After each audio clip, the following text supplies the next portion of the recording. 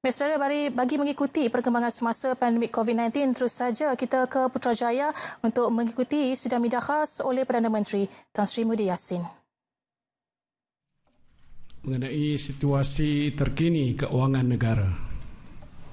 Ini termasuk penurunan mendadak harga minyak mentah dunia dan penularan wabak COVID-19 yang telah memberikan kesan ke atas pertumbuhan ekonomi dan kedudukan semasa keuangan negara. Saya sedar pada waktu ini antara perkara utama yang sedang bermain di fikiran sebahagian besar rakyat, terutamanya golongan berpendapatan rendah, ialah bagaimana untuk meneruskan kehidupan dalam keadaan ekonomi yang tidak menentu ini. Saya tahu dalam keadaan krisis yang sedang kita lalui ini, ramai yang kehilangan sumber pendapatan. Peniaga-peniaga kecil terpaksa tutup kedai. Pemandu teksi dan Grab kehilangan pelanggan. Pekerja bergaji harian tidak menerima gaji. Malah para majikan pun ramai yang menanggung kerugian kerana perusahaan dan perniagaan mereka terpaksa ditutup buat sementara waktu. Dan oleh sebab itu, Majlis Tindakan Ekonomi yang bersidang pada hari ini telah pun memutuskan beberapa inisiatif utama yang saya harap akan dapat membantu meringankan sedikit beban yang ditanggung oleh anda semua ketika melalui waktu yang sukar ini. Inisiatif-inisiatif yang akan saya umumkan ini adalah sebahagian daripada pakej rancangan ekonomi dan bantuan rakyat yang lebih komprehensif yang akan saya umumkan dalam masa yang terdekat.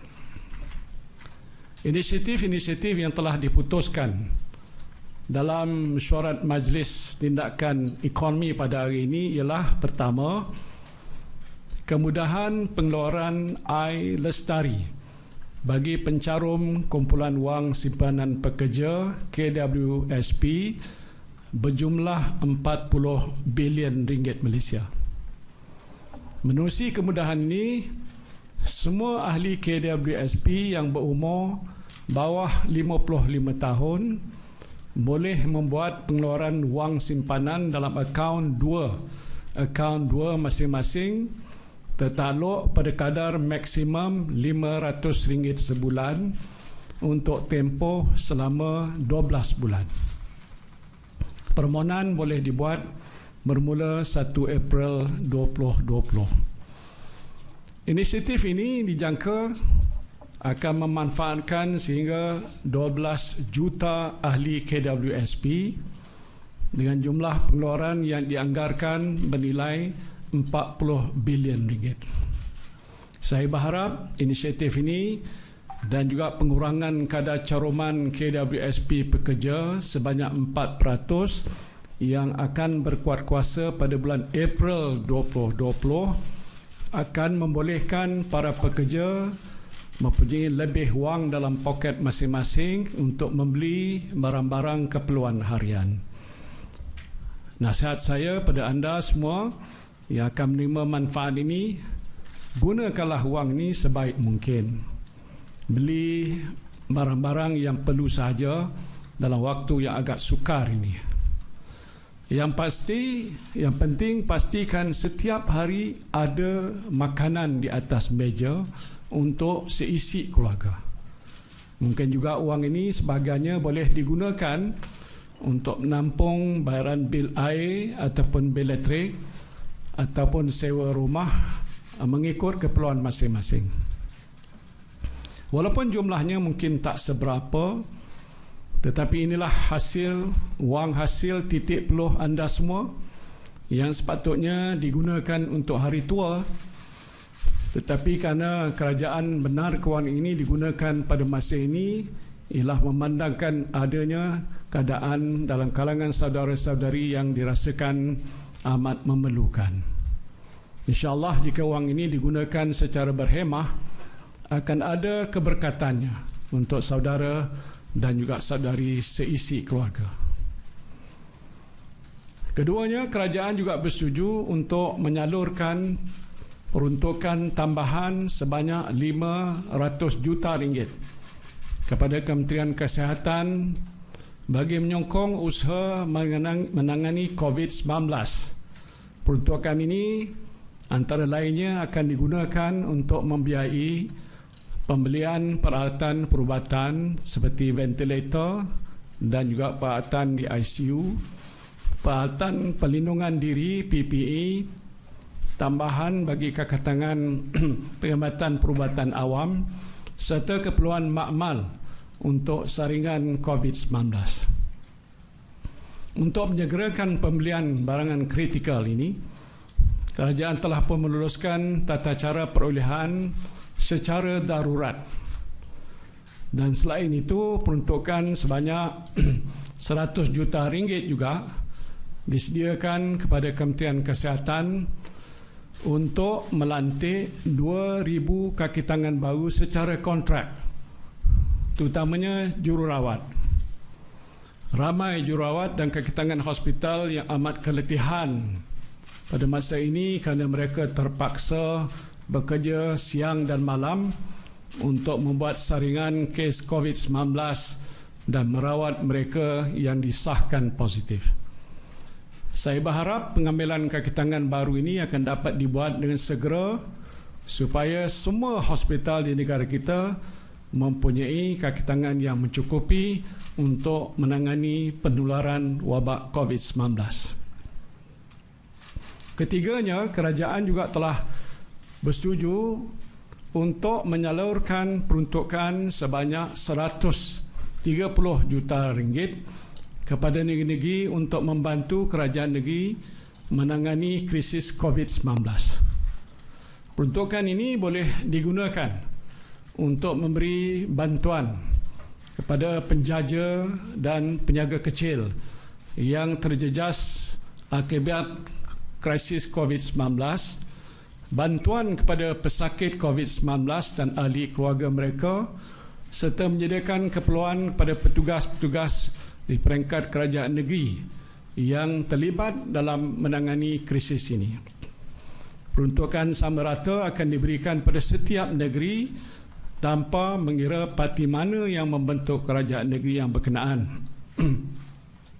Krisis yang sedang pun kita hadapi ini memberikan kesan pada semua rakyat tanpa mengira kaum, agama dan kecenderungan politik. Maka sebab itulah saya berpandangan semua pihak tanpa mengira fahaman politik mestilah bersama-sama berganding bahu dan bersatu padu untuk menangani krisis yang sedang pun kita hadapi ini. Menjaga keselamatan rakyat, kesihatan rakyat dan nyawa rakyat adalah tanggungjawab kita bersama yang melampaui batas politik. Keempat, kerajaan juga telah bersetuju untuk memberikan lanjutan masa daripada 3 bulan kepada 6 bulan bagi penangguhan baran balik pinjaman Perbadanan Tabung Pendidikan Tinggi Nasional ataupun PTPTN yang melibatkan jumlah kutipan sebanyak 750 juta ringgit. Penangguhan ini yang berkuat kuasa serta-merta pada hari ini sehingga 30 September 2020 dijangka akan memberikan manfaat kepada hampir 1.5 juta peminjam PTPTN. Selain daripada inisiatif-inisiatif yang saya umumkan ini, kerajaan juga sedang mengkaji langkah-langkah tambahan untuk membantu rakyat menghadapi keadaan yang agak sukar pada waktu ini. Langkah-langkah komprehensif sedang pun diteliti oleh Kementerian Keuangan yang akan mengambil kira kepentingan setiap kelompok masyarakat di negara kita ini. Sama ada anda ini adalah peniaga kecil, pemandu teksi, petani, nelayan, penternak, pekerja kilang, kaki tangan swasta, kaki tangan kerajaan, semuanya akan diberikan perhatian oleh kerajaan. InsyaAllah jika diizinkan oleh Allah Subhanahu Wa Taala, saya akan umumkan pakej ransangan ekonomi dan bantuan rakyat yang lebih komprehensif pada 30 hari bulan Mac 2020. Kesemua langkah yang bakal saya umumkan nanti akan mengambil kira usaha untuk mengukuhkan kedudukan keuangan negara kita dalam jangka masa sederhana, dan saya berharap dengan langkah-langkah yang akan diambil oleh kerajaan, kehidupan saudara-saudari akan lebih terjamin dan ekonomi negara kita juga akan kekal kukuh. Dalam situasi krisis yang sedang melanda negara pada waktu ini, yang paling penting kita hendaklah sentiasa bermuafakat, berganding bahu dan cekal dalam mencari penyelesaian pada setiap masalah yang kita hadapi. Bulat air kerana pembentung, bulat manusia kerana muafakat. Berat sama dipikul, ringan sama dijinjing. Terima kasih. Assalamualaikum warahmatullahi wabarakatuh.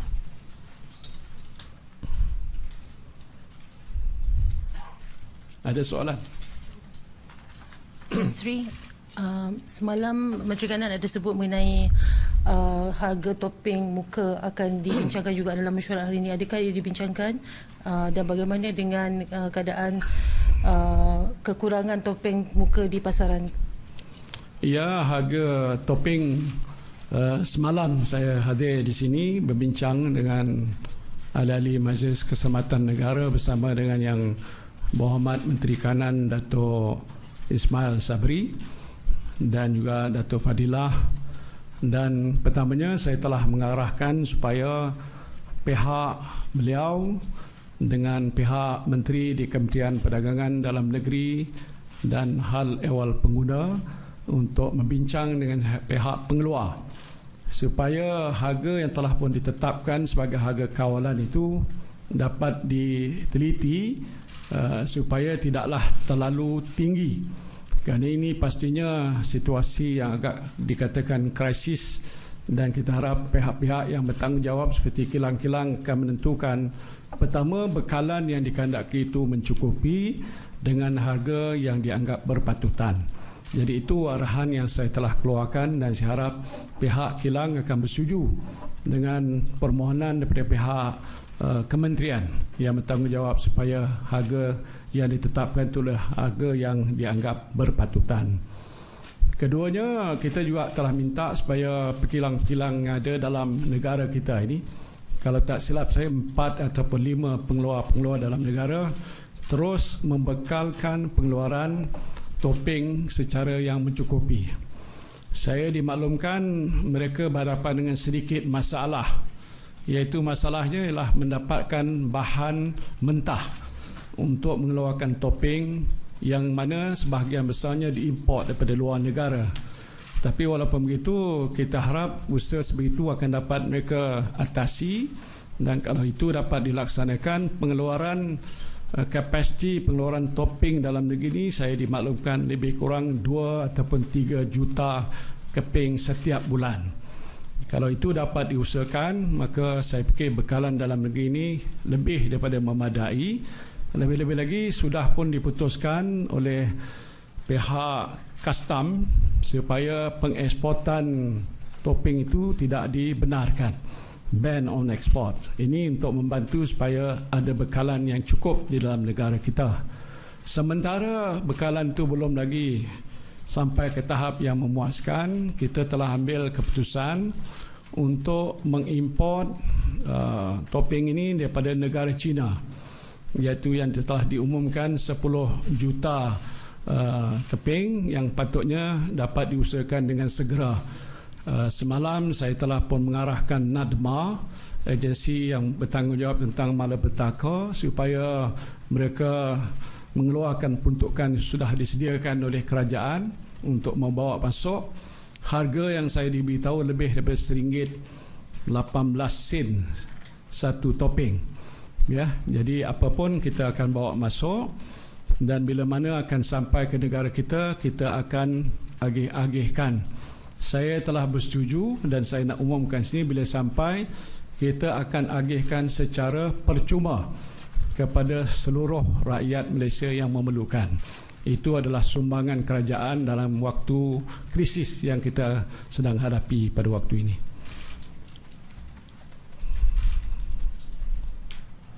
Ya.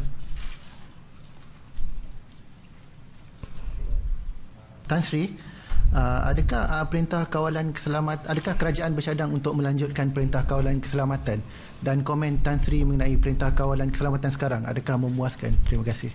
Ya, perintah kawalan sekarang yang kita telah mulakan sejak 18 hari bulan Mac yang lalu agak makin bertambah baik.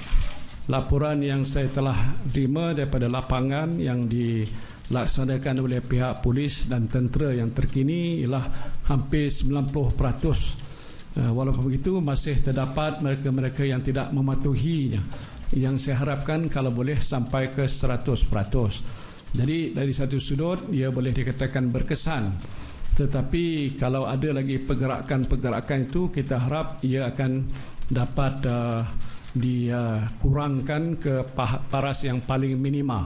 Yang kita benarkan bagaimana yang telah dimaklumkan sebelum ini ialah hanya dikeluar untuk tujuan membeli barang-barang keperluan. Jadi kita telah beritahu pada pihak polis dan tentera secara berhemah, kalau mereka terpaksa keluar, mereka akan pergi ke mana-mana pasar raya, ke pasar, dan dengan cepat akan pulang balik ke tempat dan kediaman masing-masing, ataupun membeli ubatan daripada farmasi yang ada di kawasan masing-masing. Itu tujuan yang penting yang saya fikir harus dipatuhi. Soalnya sama ada kita nak lanjutkan ni akan kita teliti dari segi perkembangan yang sedang pun kita lihat pada hari ini.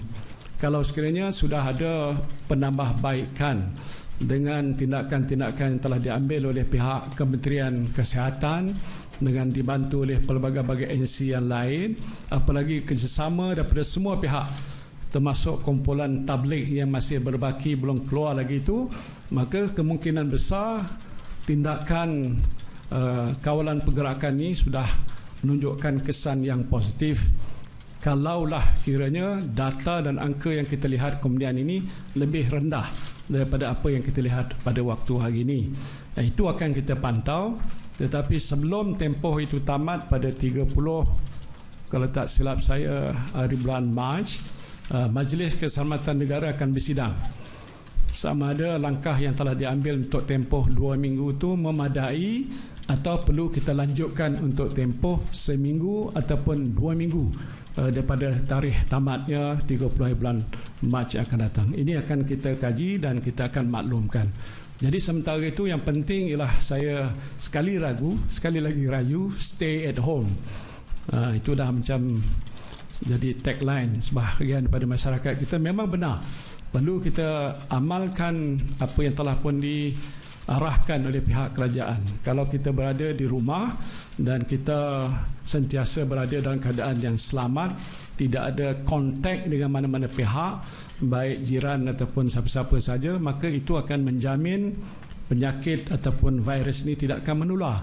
Sebab itu pentinglah kita amalkan amalan sebegini, di samping kita menjaga kesihatan, membersihkan tangan dan sebagainya sepanjang masa. Jadi kalau itu dapat kita lakukan, saya kira kesan yang akan kita lihat selepas ini adalah keadaan yang agak bertambah baik dan lebih terkawal.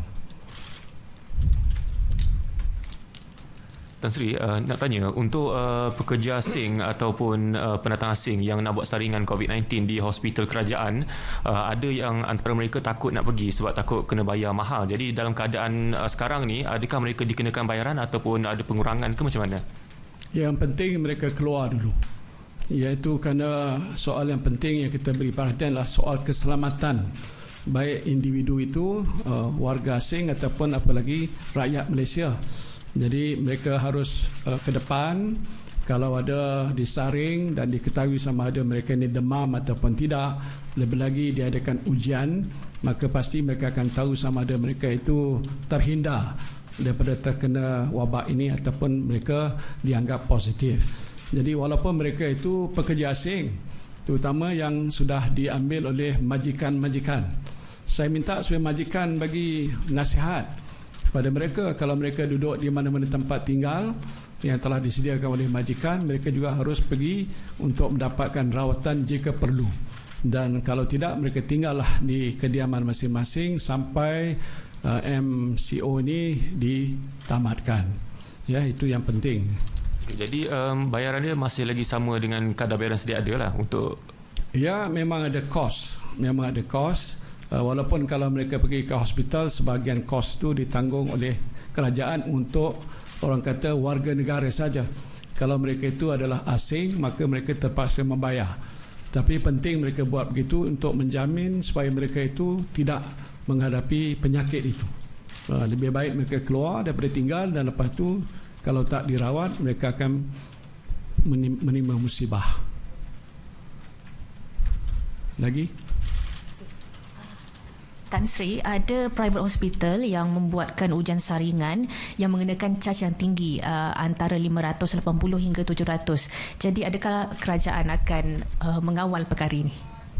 Setakat sekarang ni kita tak kawal, ya, pasal memang pun kalaupun dibuat saringan dengan pihak kerajaan dengan ujian-ujian dikenakan, kita menanggung kos. Saya dimaklumkan lebih kurang agak RM700 bagi satu kepala. Bukan percuma, dia tak bayar percuma, kerajaan tanggung. Jadi kalau swasta, dia terpaksalah menentukan satu kadar yang berpatutan. Kalau saya kira 500 ke 600, kalau ikut keadaan pasaran tu agak berpatutan. Jangan ada sampai 1000 ataupun lebih daripada itu membebankan. Saya yakin pihak hospital pun ada juga tanggungjawab sosial mereka untuk membantu supaya dalam keadaan darurat yang kita hadapi ataupun kesulitan yang kita hadapi ini, mereka tidaklah menambahkan beban dengan mengenakan kos yang agak terlalu tinggi. Alright, thank you.